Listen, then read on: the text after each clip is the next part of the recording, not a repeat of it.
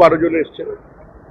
দেখুন, মমতা বন্দ্যোপাধ্যায়ের দল, তৃণমূল কংগ্রেস, তাদের উত্তরাধিকারী, এই নিয়ে আমাদের কোনো মাথা ব্যথা নেই।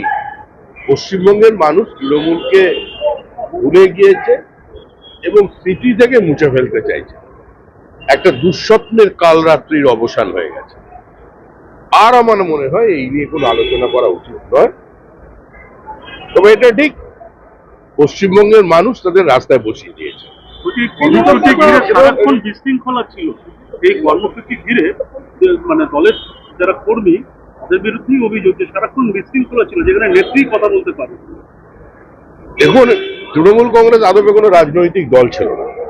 মমতা বন্দ্যোপাধ্যায় নিশ্চয়ই একটা সংঘর্ষের রাজনৈতিক অতীত ছিল।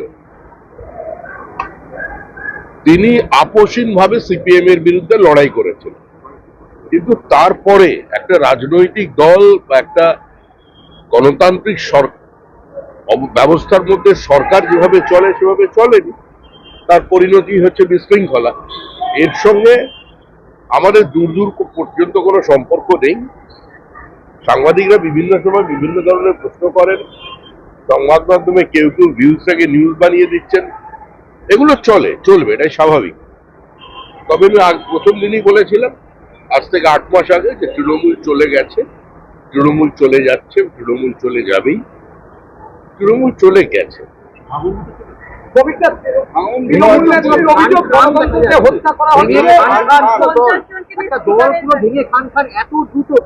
এটা কোনো দল ছিল না, সেটা ভাঙার কোনো প্রশ্নই নেই।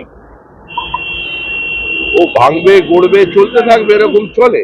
দুর্ভাগ্য আমাদের যে আমরা একটা পশ্চিমবঙ্গে এত বছর সাধনার পরে একটা সরকার তৈরি করলাম যেখানে কোনো দায়িত্বশীল বিরোধী দল নেই। এটা যে কোনো গণতান্ত্রিক ব্যবস্থার প্রতি জন্য বিপজ্জনক। তৃণমূল নেত্রীর অভিযোগ, তৃণমূল নেত্রীর অভিযোগ গণতন্ত্রকে হত্যা করা হচ্ছে, প্রাণে মেরে ফেলার চেষ্টা করা হচ্ছে। পার্টি অফিস খুলতে দিচ্ছেন না নাকি আপনারা? ওরা যেগুলো করেছে ওগুলো এখন বলছে। অন্যদের পার্টি অফিস বন্ধ করে দেওয়া, আক্রমণ করা, খুন করা, মিটিং বন্ধ করা, শ্লীলতাহানি করা, গণধর্ষণ করা, যেগুলো করে এসেছে তৃণমূল, সেগুলো মনে পড়ছে, মানে জানে কাহা গয়ে ও দিন। আজকে সেই সবদের জন্য এসব বক্তব্য।